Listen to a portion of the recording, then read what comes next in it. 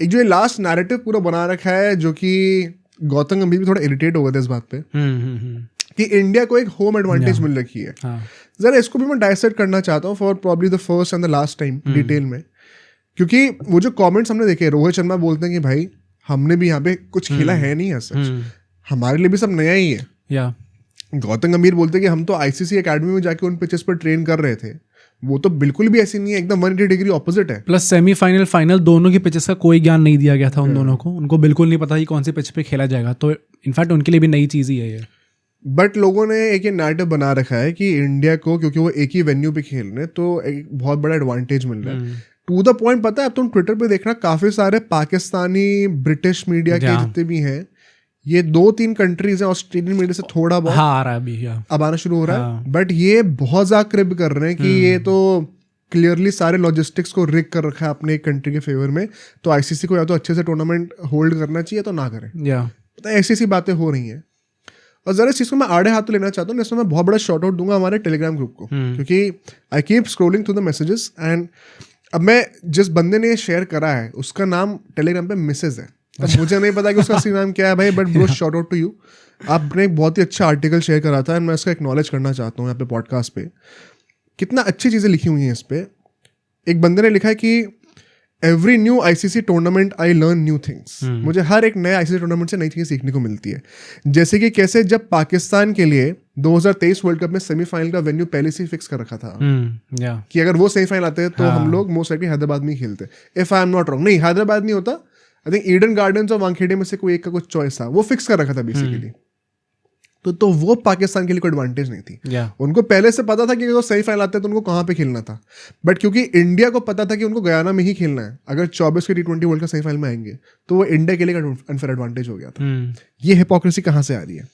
Secondly, कैसे जब India को 2 अलग अलग कॉन्टिनेंट्स के लिए अपनी स्क्वाड बनानी पड़ी थी, यूएसए और वेस्ट इंडीज, जब 24 का T20 वर्ल्ड कप हुआ था, तो वो एक डिसएडवांटेज नहीं था। बट जब किसी और कंट्री को दुबई और पाकिस्तान में खेलना होता है तो वो एक बहुत बड़ा डिसएडवांटेज हो जाता है, जबकि वहां पे कंडीशंस आर मोर और लेस द सेम। यूएसए और वेस्ट इंडीज में पोलर ऑपोजिट थी, टू द पॉइंट कि कुलदीप यादव सिराज एक टीम में एग्जिस्ट भी नहीं कर सकते थे, इतना बुरा हाल था। फिर कहते हैं कि कैसे मैंने ये भी सीखा कि पाकिस्तान से दुबई 2.5 घंटे की फ्लाइट में ट्रैवल करना एक बहुत बड़ी डील है, बट न्यूयॉर्क से वेस्ट इंडीज 5 घंटे की फ्लाइट लेना एक बड़ी डील नहीं है। Also, how getting acclimatized to the conditions is a big advantage, but it wasn't in 2024 when India played their first game in West Indies when others had already played 4-5 games. जो 24 का world cup था उसमें कई सारी teams ने already 4-5 games खेल लिए थे अपने ग्रुप स्टेज में। इंडिया ने सुपर 8 में आके अपना पहला मैच खेला था, तो बाकी टीम्स को तो पहले से पता था कि कंडीशंस क्या होने वाली हैं, तब इंडिया के लिए कोई एडवांटेज नहीं थी। पर भाई ये बात तो बोली नहीं जाती, क्योंकि हम तो सबसे बड़े नेशन है यहाँ पे क्रिकेट में।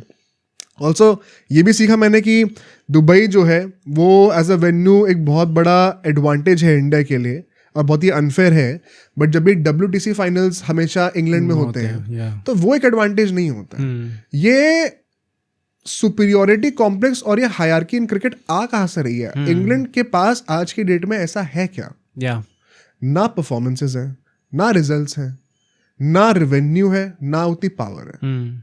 What are you exactly bringing on the table to command the fact कि जो WTC फाइनल्स होंगे वो सारे इंग्लैंड में करे जाएंगे? आप हो कौन?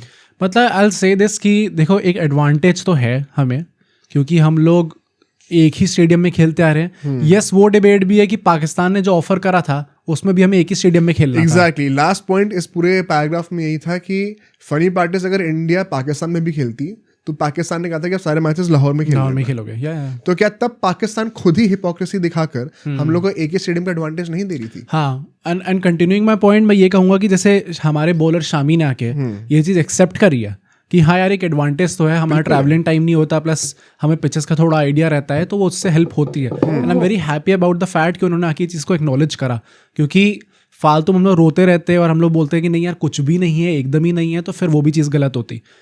बट मेरी प्रॉब्लम यहाँ पे आती है जब देखो अगर आप लोग कंप्लेंट कर रहे हो कि हमें ट्रैवलिंग टाइम ज़्यादा हो गया या फिर स्केड्यूलिंग गलत है, क्योंकि साउथ अफ्रीका की स्केड्यूलिंग अच्छी नहीं थी। जो भी डेविड मिलर रोए हैं बैठ के, बाद में, although I don't completely agree with it, but उनका जो वो चक्कर था कि मैं पाकिस्तान से हम लोग यहाँ पे आए दुबई में, फिर उसके ही कुछ घंटे बाद हमें वापस पाकिस्तान जाना पड़ गया, उसके बाद आके अब चांस ही नहीं मिला हमें। देखो यार, ट्रैवलिंग टाइम लगेगा एंड उससे थोड़ा तो आपको फटीग होगा ही होगा, ऑल्दो उसके बाद ही उसी स्टेटमेंट में उन्होंने बोला है कि ये कोई वैसे एक्सक्यूज नहीं दे रहा मैं, हमारे पास टाइम था प्रिपेयर करने का, रिकूपरेट करने का, तो बस ये एक अनफेयर एडवांटेज है, it was not ideal conditions, ऐसे करके बोला है। तो पहली बात तो यार आपने अपनी खुद स्टेटमेंट से बता दिया है कि आप हारे हो तो अपनी गलती से हारे हो, और इसका कुछ ज़्यादा बड़ा हाथ था नहीं।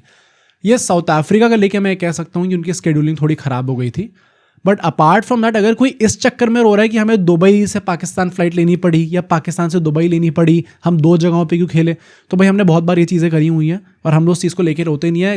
As rightly said by Gautam Gambhir कि why are they all cribbing and they have got to grow up, ऐसे कुछ people just can't stop cribbing या ऐसे करके बोला। हाँ they have got to grow up ऐसे करके बोला उन्होंने। आई थिंक दम राइटली उन्होंने ये चीज़ बोली है।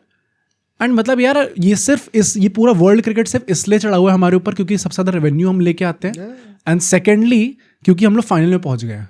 अगर हम लोग नहीं पहुंचे होते तो किसी को घंटा फर्क नहीं पड़ता इसके बारे में। भाई मेरा होल क्रक्स यही है जो तुमने बोला अभी, कि डेफिनेटली एक स्टेडियम पे खेलने से एक सर्टेन एडवांटेज तो होता है, और इस बात को तो मैं मतलब I will be a big fool if I deny this, but the whole point is we have always been on the other side for so long.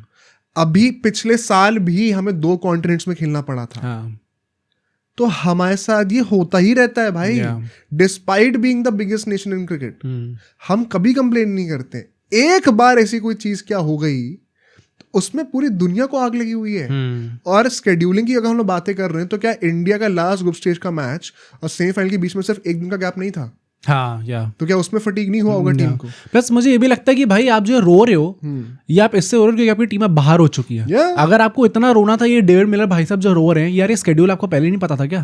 तो बोलते अपने बोर्ड से आईसीसी में कंप्लेंट करें जाके, या फिर जो भी वो पूरा ग्रुप बैठता है जब डिसाइड हो रहा होता है इसका, सारे जो बोर्ड्स के रिप्रेजेंटेटिव्स आते हैं, तब तो आपने कुछ बोला नहीं। Let's actually expose this also. ये चीज मैं बहुत बोली है, हमने चंदेश सर को होस्ट किया था। Very grateful to the guy जिन्होंने हमें चीज बताई डिटेल में।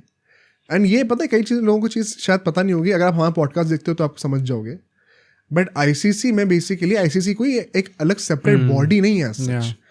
वो हर एक, जैसे पीसीबी हो गया, बीसीसीआई हो गया, ऑस्ट्रेलियन क्रिकेट बोर्ड हो गया, इंग्लैंड क्रिकेट बोर्ड हो गया, हर एक बोर्ड से एक रिप्रेजेंटेटिव आता है, वो कलेक्टिवली एक मीटिंग में बैठते हैं, उसको आईसीसी बोला जाता है।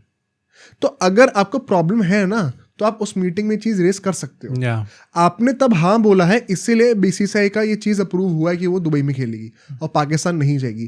अगर बाकी सारी टीम्स ने अपोज कर दिया होता, बाकी सारे बोर्ड मेंबर्स ने अपोज कर दिया होता, तो इंडिया चैंपियंस ट्रॉफी नहीं खेलती। तो आपके बोर्ड ने ये चीज विलिंगली करी है आपके ऊपर।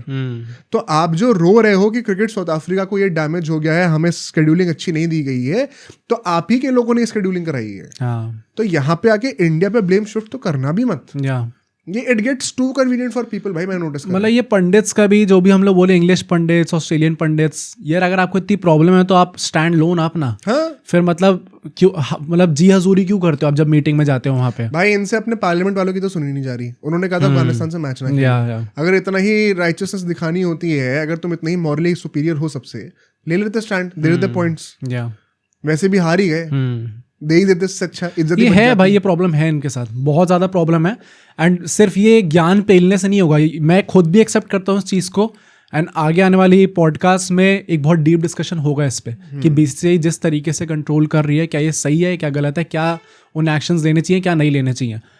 But in general if you talk about it, अगर आपको इतनी प्रॉब्लम है then you have to take your stand. Unless मतलब अगर वो नहीं करोगे तो फिर कोई सेंस नहीं है आके ये सब बोलने का कि बीसीसीआई रूइन कर रही है, जैसा कंट्रोल कर रहे हैं। अगर आप खुद जी हजूरी करोगे देन फिर बाद में बोलना मत। पीठ पीछे तो हाथ जोड़ के बैठे रहते हैं। हाँ, और आगे जाके जो है उल्टा ही उन्हीं हाथों से चमाटा मारने की बात। मतलब यार रो इसलिए नहीं क्योंकि इंडिया के साथ मैच नहीं हुआ इनका, होता तो अच्छे खासे इनके पैसे आ जाते।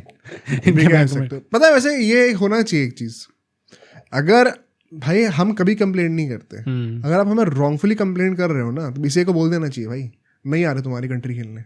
नहीं करेंगे बायलैटरल सीरीज। अब बताओ क्या करोगे? सबकी बोलती बंद हो जाएगी। और ये मतलब मैं ऑस्ट्रेलिया और इंग्लैंड के लिए भी कह रहा हूं, even they can not survive. तो कभी कभी ना थोड़ा सा पावर का हिंट देना पड़ता है चीज़ों को सही रखने के लिए। जब हमने कुछ गलत नहीं करा तो हम ये बकवास क्यों सुने किसी से भी? We are not answerable to anyone. जब हमारे साथ गलत होता है तब तो कोई कुछ नहीं बोलता है। आई थिंक ये चीज़ हमने बहुत ही अच्छी तरीके से कवर भी करी है यहाँ पे। अपने थॉट्स जरूर शेयर करिएगा आप लोग। अब सोचो अगर ये क्लिप इतनी बढ़िया थी तो पूरा का पूरा पॉडकास्ट कितना बढ़िया होगा। तो अगर आपको इसी क्लिप का पूरा पॉडकास्ट देखना है तो यहाँ पे क्लिक करिए, और अगर आपको ऐसे ही और क्लिप्स बिंज वॉच करनी है तो यहाँ पे क्लिक करिए।